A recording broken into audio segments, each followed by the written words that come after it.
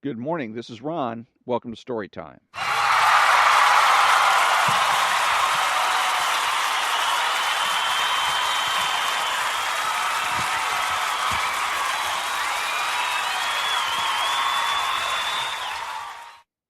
And today is Wednesday, January 31st, and this is the one of my Storytime extras. And so, what I wanted to talk about today the was American counterculture and how that differs from American culture and how they relate to political um, American, say, capitalism and socialism, politically speaking.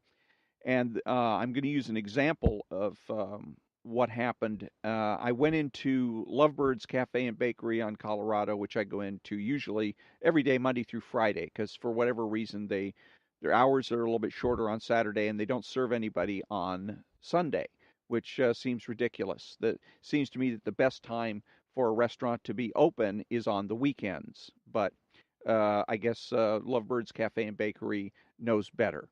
So this morning I go in and order a croissant, some eggs, and coffee. And so I get the croissant and the eggs, and the croissant is burned. So I return it. I go back to the lady that's working the register, and I said, I'd like another croissant. This one's burned. So she then cops a little bit of an attitude, but goes ahead and produces another croissant, also burned. Not as badly as the first one, but burned. And I can't understand this right away because why would you serve a customer food that is burned? Why would you do that? It just doesn't make any sense. So I return it again. I say, this one's burned as well. Well, she starts to give me attitude. That's just the way it is, and starts telling me starts to tell me what my options are. She can't do anything about it, which really means she's not going to do anything about it. And, basically gives me an ultimatum. That's how bad of an attitude she has. She's giving me, the paying customer, an ultimatum. Either take it cold or get your money back. So I took the money back, and I ended up with the eggs and the coffee. The eggs, I ended up leaving there. I didn't even bother to eat them. But anyways, so she cops the attitude here, and I see this and I experience this in a lot of different places, and it's an example of American counterculture. And American counterculture is the social manifestation of socialism. Socialism is the political ideology, and American counterculture is the social component to this. And capitalism is the politics of the right, and socially, it would be a realistic or cultural standpoint, which would be more intellectual. That's the difference between American counterculture and American culture, is that American culture has a tendency to be ethics based. Your actions are based on what is right and what is wrong, and American counterculture is power based, psychological, and based on doing what is most powerful for you at any given time. And that's what I was basically involved with this lady. And part of the reason I was so flabbergasted and shocked about it was because she was basically engaged in a power struggle over a croissant. And so normally what I'm expecting is, again, right and wrong, that she's going to be able to look at the croissant, realize that it's burned, and fix it, not give me an attitude. And that's where when she gave me the attitude was when I realized that, again, I'm dealing with somebody that's engaged in some type of a power struggle, and it doesn't make any sense to do that. The To go ahead and alienate customers is ridiculous. The whole reason that businesses exist is to create value. And they create value by attracting business, by attracting customers or clients. In this particular case, customers. For an employee to cop an attitude is counterproductive. You're going to drive away business. And if the business cannot create any value, ultimately the business will fold and the employees will have no work. Now, socialists disagree with this. They come up with a fiction, a complete fiction in which socialists say the whole purpose for a business to exist is to serve the employee, to give the employee a paycheck, to give the employee a 401k, to give the employee family and medical leave, to give the employee sick time, vacation time, etc. But it's wrong, obviously wrong, because the business has to get money from somewhere. It's not just going to, like the federal government, print it. It has to get that money from clients and customers. And so, in order to do that, to get money from clients and customers, the business again has to create value, and the employee needs to be part of that process. The reality is that employees are hired to help the business create value. One of the best things that she could have done is, if she can't make it right to me, is give me uh, insist on give me the food and my money back at the same time, but do it without an attitude. Do it with a smile on your face and be happy about it, or at least appear to be happy. Anybody that's right around my age has been through customer service, working for various companies, and you know that from time to time you're going to get crap. You're going to deal with a customer that is surly, moody. They're going to be short with you, but that's you're expected as a customer servant to smile, to continue to smile, to continue to be gracious, to absolutely 100% stay away from giving the customer attitude.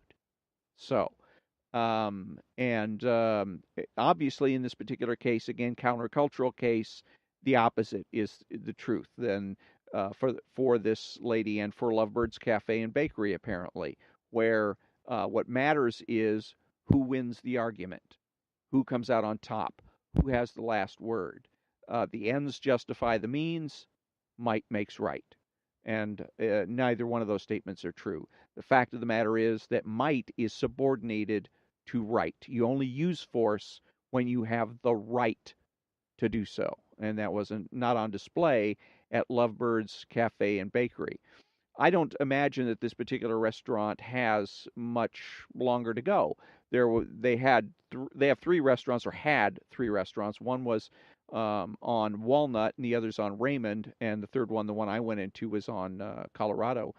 But the one on Walnut is gone, and the one on Raymond has, last time I was in there, no customers, and part of that was because they leave the doors open, and because they don't have enough ventilation, so they have to leave the doors open. So if it's 45 degrees outside, everybody gets to freeze. So I imagine that that's going to be a location that is going to fold shortly as well. And the one on Colorado, from what I can see in the morning, isn't terribly popular either. So that's a location that is going to probably fold soon. And hopefully, if they're going to continue with having a bad attitude, continue their countercultural ways, then the sooner the better. So, but yeah, I wanted to. And there's other places where not only I see this, but I'm sure other people have run into it as well, where you get attitude from people that are supposed to be giving you service. And we're not even talking managers. We're talking frontline employees. Another example was when I was in Uber, and I went to pick up a fare at a hotel downtown. And one of the employees came out to greet me and called me boss. And I told him, my name's not boss. Don't call me boss. And then he told me, well, then get the F off my driveway. What? Your driveway? You're nothing. You're a flunky. You're not even a manager. You're just some Yahoo. I think he was a valet parking kind of guy. You pull up and he'll go park a car for you, or he gives you directions. He was about 18 to 20 years old. And he's telling me to get the F off his driveway. And again, why is he doing it? power, because that's the way he looks at it. It's a power struggle. And people like that, I imagine, are probably at the end of the day, they've got to be exhausted. They've got to be absolutely exhausted. Because if every relationship, everybody that they talk to, everybody they deal with is a potential threat to their power, however they happen to perceive it, then life has got to be a daily series of never ending struggles. The problem with viewing life as a series of power struggles and being engaged in power struggles is that there's no meaning to life anymore. That every day you get up, life becomes like a never ending chess game. And chess, as has been described by Ayn Rand, as a game with a tremendous amount of mental effort for absolutely nothing. And so you get to live your life that way. Get up every day and look forward to every time you see somebody, it's going to be a struggle, whether it's your mom or a police officer or a customer. And that's got to be a drag. At the end of the day, that person's got to be wondering, what's the purpose? What's the meaning of life if all I have to look forward to is never ending battles? Because you got to figure that a lot of these battles, even for somebody that's a CEO, for somebody that's near the top of the food chain, they're not going to win all the battles. They're going to find some losses, maybe at the hands of the federal government, maybe at the hands of lawsuits, but they're going to have their share of losses. So for the person that is a fry cook, a person that works a cash register, and you're going to engage in battles all day long when you don't have any power to begin with, has got to be a daunting prospect. So, and again, the way to go is right and wrong. Look at the situation. Look at situations from the standpoint of right and wrong.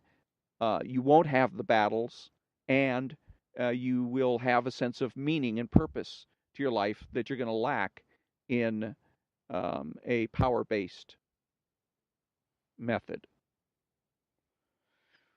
And the last thing I wanted to say on this was what tempted me when she's going through this battle was to engage her on the same level, was to go ahead and try to maybe to cop an attitude, to raise my voice, to maybe throw a temper tantrum of some sort.